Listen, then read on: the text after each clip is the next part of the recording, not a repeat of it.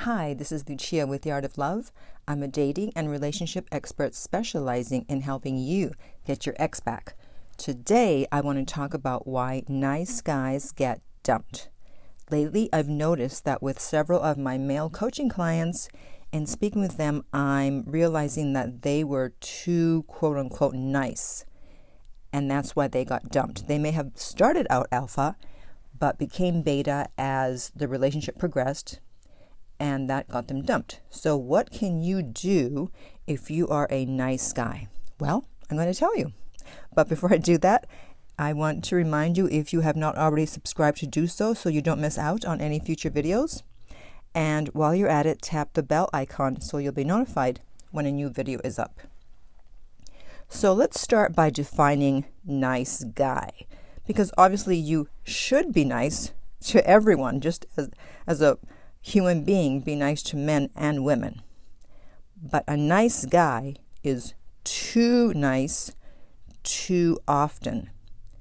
And that means that they keep quiet when instead they should say something. They should stand up for themselves, but they don't. They should call someone out and set boundaries, but they don't. And why is this? Where is this inaction coming from? One word, and that word is fear. The motivating factor behind this behavior is fear. Fear of confrontation, fear of conflict, fear of making someone mad, and fear of loss. Whereas with the not so nice guy, also known as the jerk, he's not operating from a place of fear.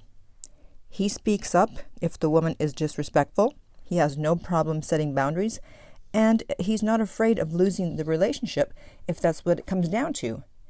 If anything, he's more afraid of losing himself.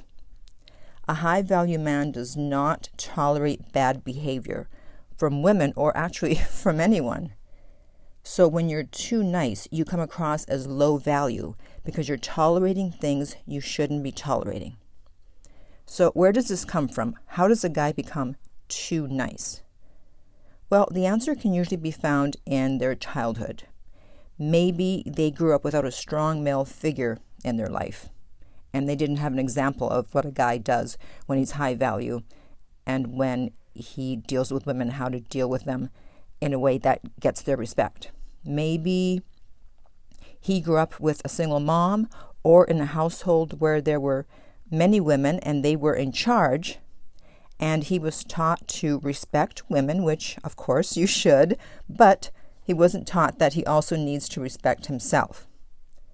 And finally, maybe the guy experienced abandonment as a child from either his mother or a female figure, and this causes trauma, and the guy, as he grows up, will do anything to make sure he's not abandoned again. This is why it's important to work on yourself, meaning heal your childhood traumas. Otherwise, they will control you as an adult.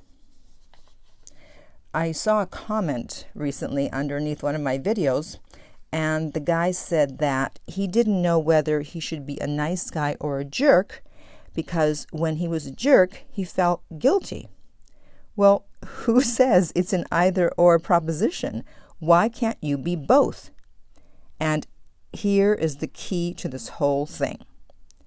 Women want a nice guy with an edge, as Evan Mark Katz mentioned in my interview with him about why men disappear.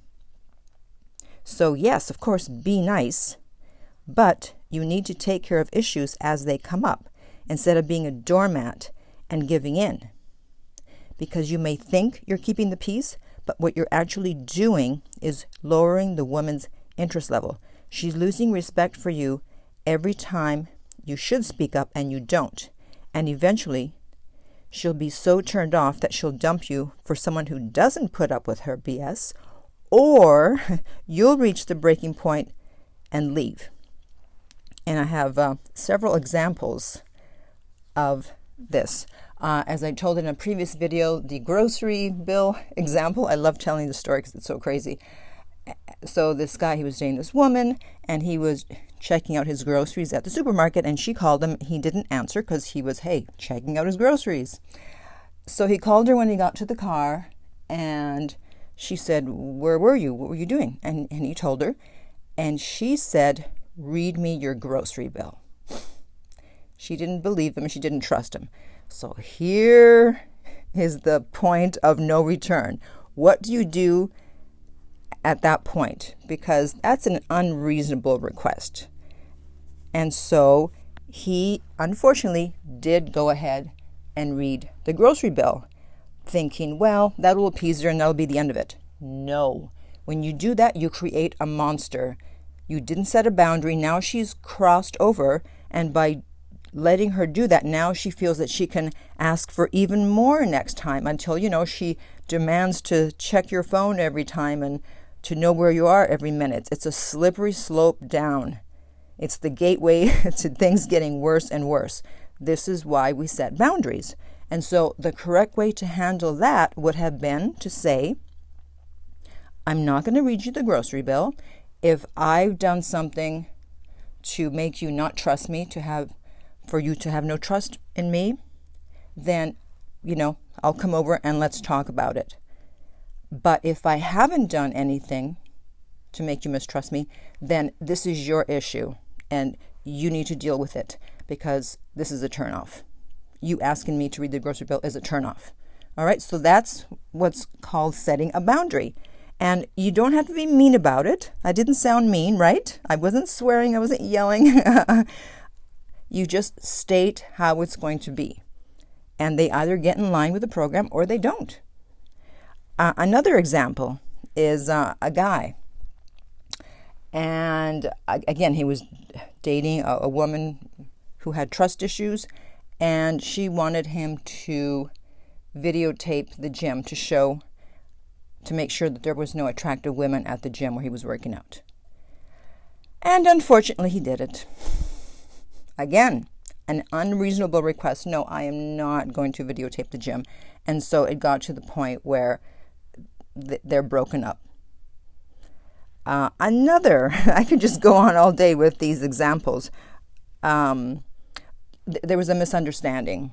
So this guy and this girl were supposed to meet up, and he didn't contact her. She didn't contact him. I guess they were each waiting for the other one to contact. And so then she finally contacted him, and she was upset with him. And he said, oh, well, I'm sorry. I thought you were going to contact me. And then she's like, well, figure out what you want and then tell me. So this is one of my clients. And so I said to him, well, what you're going to do is you're just going to say to her, listen, there's obviously been a misunderstanding. So why don't we just pick another date and time and not make a big deal out of this? So he texted her that. It took her about 4 days to respond. Do you know why? Because previously, before working with me, he was the quote-unquote nice guy.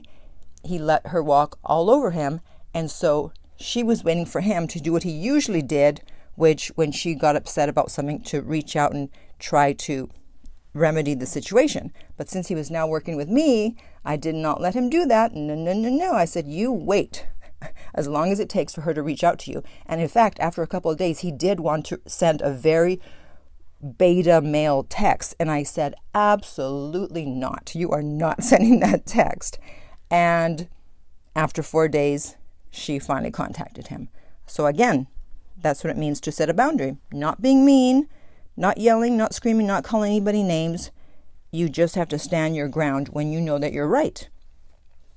Another example is actually someone who was married, and I knew this couple, and he's a friend of mine, and when they were engaged, she saw that we were friends. So even though she didn't know me, she contacted me. She's like, did you ever date him, or is there anything going on with you guys?